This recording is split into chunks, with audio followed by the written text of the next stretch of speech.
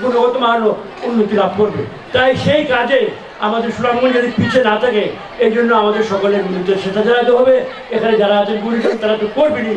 আমি আমার সামান্য ভূমিকা যেটুকু আছে আমি ঢাকায় আমার সেই ভূমিকাকে কাজে লাগিয়ে আমি চেষ্টা করবো শিক্ষাক্ষেত্রে যাতে আমরা কাজ করতে পারি। এছাড়া আরও কয়েকটা গুরুত্বপূর্ণ কাজে আপনাদের হয়তো খুব সম্পৃক্ততা নাই, তবু প্রয়োজন। রানীগঞ্জের সেতু আমাদেরকে ঢাকায় যাওয়ার প্রায় 60-70 কিলোমিটার রাস্তা কমিয়ে দিবে, গাড়ি নিয়ে আমরা যাওয়া আসা করছি। এটা ভিত্তিপত্র স্থাপন করবো আগামী মাসের 14 তারিখে। প্রায় 130 কোটি টাকা ব্যয় করে এই সেতুটি আমরা আগামী 19 সালের আগে সমাপ্ত করতে পারবো। আরও অনেক কিছু আছে। আমরা এইদিকে ময়মনসিংহ প্রতি সংযোগ স্থাপনের জন্য রাস্তা আমরা একদিকে পাস করেছি। মাননীয় প্রধানমন্ত্রী ভাটি অঞ্চল সম্বন্ধে অত্যন্ত আগ্রহী। যখনই সুনামগঞ্জের কোনো প্রকল্প আমাদের একদিকে আসে, তিনি মিষ্টিভাবে আমাদের দিকে তাকান এবং বলেন আপনারা ভাটির জন্য আরও বেশি প্রকল্প নিয়ে আসেন। কারণ তিনি জানেন, তিনি বলেন আমি জানি ভাটি অঞ্চলের মানুষ করতে থাকে, বর্ষাকালে প্রায় 6 মাস তাদের কিছু করার থাকে না। এবং তিনি এইটাও বলেন তার যে জন্মভূমি গোপালগঞ্জ, ওই জায়গায় করে একটা ভাটি অঞ্চলের মতো অনেক জলাভূমি সেখানে আছে। সুতরাং তিনি এটা বুঝেন। এই কথাগুলো অর্থ কোনো রাজনীতি নয়, বাস্তব চিত্র আপনাদের সামনে আমরা তুলে ধরলাম। আমাদের সামনে সুযোগ এসছে, আমাদের সময় একটি ইতিহাসের প্রথম 1000 বছরের একটানা পরাধীনতার পরে 1000, আমি সজ্ঞানে বলছি, 1000 বছর একটানা পরাধীনতার পর 71 সালে প্রথমবারের মতো বাঙালি স্বাধীন হয়েছে। এর আগে বাঙালি কখনো স্বাধীন ছিল না, আমার যেটুকু সামান্য জ্ঞান আছে। সুতরাং এই স্বাধীনতার সুযোগটা আমাদেরকে গ্রহণ করতে হবে, এবং গ্রহণ করতে গেলে আমরা নারী পুরুষ সমাজের সকলকে মিলিত কাজ করতে হবে। আমাদের রাজনৈতিক উদ্দেশ্যের আরেকটি বিষয় আছে খুব গুরুত্বপূর্ণ। আমার ভাই সাদিক এই সময় বলে গেছে, অসাম্প্রদায়িকতা বা সাম্প্রদায়িক দিক দেখেন। আমরা সাম্প্রদায়িকতার বিষ থেকে আমরা বেরিয়ে আসতে চাই। আমরা চেষ্টা করছি দিন দিন। আমাদের রাষ্ট্র প্রতিষ্ঠান অন্যতম মূল নীতি ছিল অসাম্প্রদায়িকতা। আমরা মাঝে বিভ্রান্ত হয়েছি নানা ধরনের, নানা কিসিমের স্বৈরাচারী নানা সরকার এসে আমাদেরকে আরও আমাদের জীবন থেকে প্রায় 20টি বছর নষ্ট করে নিয়ে গেছে। আমরা এই 20 বছর যে ক্ষতি হয়েছে আমরা পুষিয়ে আগামী 2-4 বছরের মধ্যে আমরা মূল জায়গায় ফিরে আসতে চাই।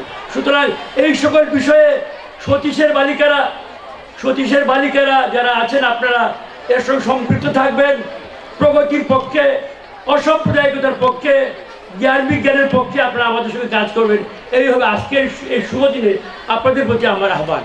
আমি আপনাদেরকে আশ্বস্ত করছি বাংলাদেশ সরকারের পক্ষে আমি এই কথা বলছি, এই স্কুলের উন্নয়নের জন্য যা যা করার প্রয়োজন আমরা ঢাকায় বসে সেটা পর্যক্রম করব, যাতে করে এখান থেকে আগামী দিনগুলোতে আরও বেশি করে আমাদের মেয়েরা বেরিয়ে আসতে পারে। আমি আর বেশি কথা বাড়াবো না। আজকে শুক্রবার অনেকে নামাজ যাবেন, আমি সময় নষ্ট না করে এখানে শেষ করতে চাই। শেষ করার পূর্বে আবার সতীশের বালিকাদেরকে অভিনন্দন। সুখী হন, সুখে থাকুন। ধন্যবাদ। জয় বাংলা।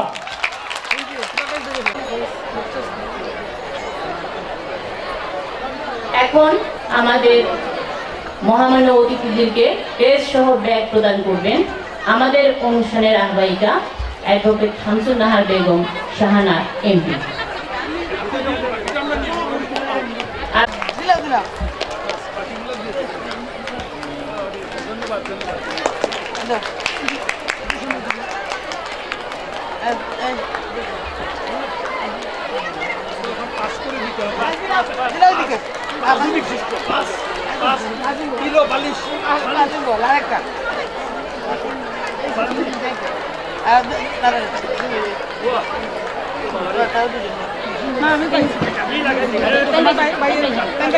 বই প্রদান করবেন।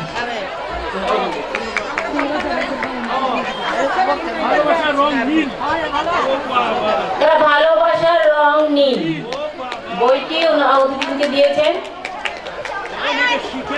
বইয়ের নাম শুনেই বোঝা যাচ্ছে বই ভর্তি কষ্ট হবে হয়তো, বা নীল কেন বলবো। এখন আপনাদের সবার সামনে বক্তব্য রাখবেন আমাদের অনুষ্ঠানের আহ্বায়িকা অ্যাডভোকেট শামসুন নাহার বেগম শাহানা এমপি। আমরা সতীশের বালিকারা আমরা একটা আয়োজন করতে পেরেছি। আমি আল্লাহ তাআলার সকল প্রশংসা আল্লাহ তাআলার। আমি সর্বাগ্রে স্মরণ করছি বঙ্গবন্ধু শেখ মুজিবুর রহমানকে। তার জন্ম না হলে আজকে আমরা এইভাবে মিলিত হতে পারতাম না, এইভাবে স্বাধীনতা পেতাম না। আজকের অনুষ্ঠানে সম্মানিত প্রধান অতিথি, সম্মানিত বিশেষ অতিথি জনাব মিফতাহুল রুমি বিচারপতি সুপ্রিম কোর্ট হাইকোর্ট বিভাগ, সম্মানিত বিশেষ অতিথি বাংলাদেশ পাবলিক সার্ভিস কমিশন, বিশেষ অতিথি জেলা প্রশাসক মহোদয় সুনামগঞ্জ, বিশেষ অতিথি পুলিশ সুপার সুনামগঞ্জ, বিশেষ অতিথি অধিনায়ক বিজেপি, বিশেষ অতিথি আমাদের প্রাক্তন ছাত্রী 2 জন এবং সম্মানিত আমার ছাত্রী বোনেরা, আমরা এই আয়োজন করেছি। এই আয়োজনে আমাদের অনেক ভুল ত্রুটি থাকবে। আমরা সর্বাত্মক চেষ্টা করেছি, যদি কিছু সুন্দর হয় তা সকলে আপনাদের সহযোগিতা, যা কিছু ভুল আপনারা আমাকে ক্ষমা সুন্দর দৃষ্টিতে দেখবেন এই আশা করি।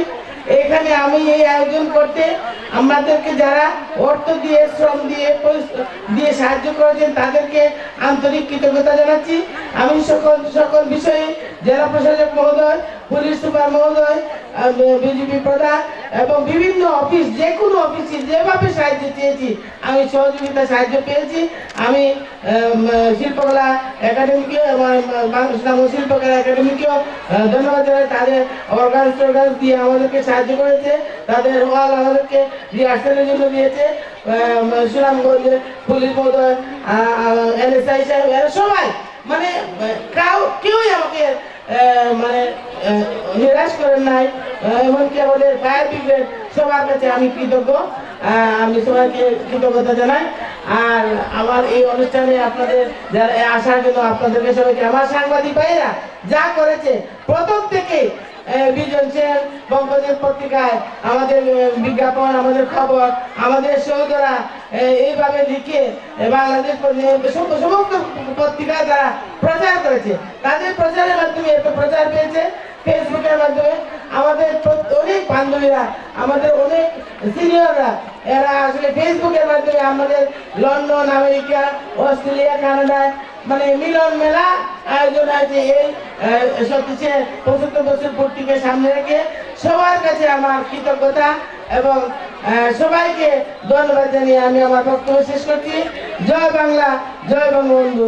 আমার আরেকটি কথা, আপনারা যারা আমার বোনেরা আছেন, আমি মাননীয় প্রধানমন্ত্রী এত নারীদের জন্য যা কিছু করেছেন, এত বলে আমি সময় নষ্ট করবো না।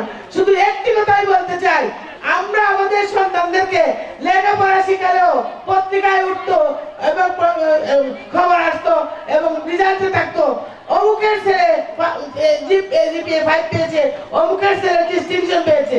কিন্তু যে মা কষ্ট করে সেই সন্তানকে লেখাপড়া করতো, যে মা সেই সন্তানের সবার দিকে খেয়াল রাখতো, সেই মায়ের কোনো পরিচয় থাকতো না, তাদের কোনো নাম থাকতো না। সেই নাম এনে দিয়েছেন মাননীয় প্রধানমন্ত্রী শেখ হাসিনা। আমরা জানি আল্লাহ তাআলা আমাদেরকে যে সম্মান দিয়েছে, আমাদের মৃত্যুর পর সব সন্তানকে মায়ের নামে ডাকা হবে।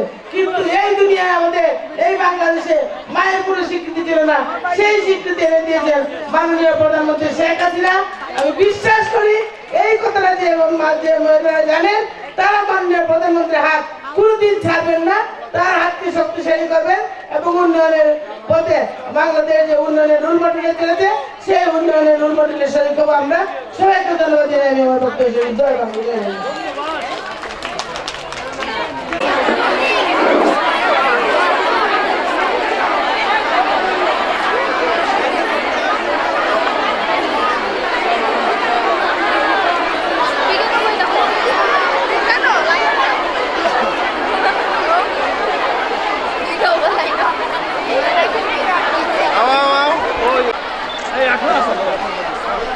জানি তো এই আপনারা কোথায় যাচ্ছে স্যার? আমাদের দেখিস স্কুলের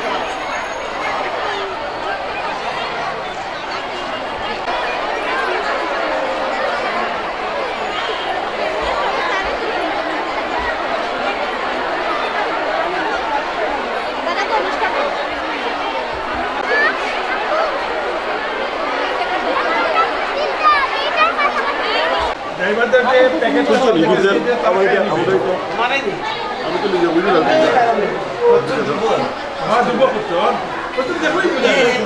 দেখলি